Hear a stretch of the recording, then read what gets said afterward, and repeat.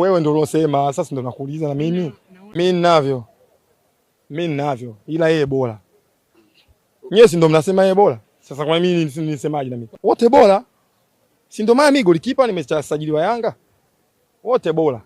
Ila kuna bora ambao mwalimu yeye ndo anauona. Anachagua bana, leo Masalanga kwa sababu ya mechi hii yuko bora hivi, atacheza Masalanga. Leo Diara sababu mechi hii basi atacheza Diara sababu ya ubora.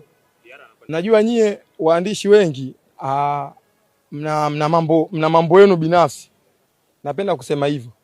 Unajua sipendaji sana kuongea na media kwa sababu ya maneno kama haya.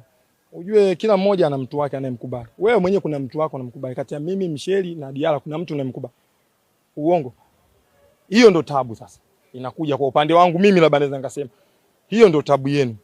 Ndio maana mimi na kuaga mkweli siku zote. Mimi ukiniambia chafu, mimi nakuwekea ile chafu. Ukiniambia mbaya na mimi nakuwekea mbaya.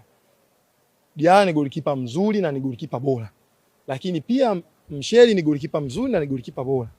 Ni golikipa ambaye anaweza kufanya kila kitu. Lakini pia msisahau kwamba Masalanga ni golikipa mzuri na ni golikipa bora. Wewe Masalanga ndio nyie ambao amewafikisha rekodi ya nchi yenu.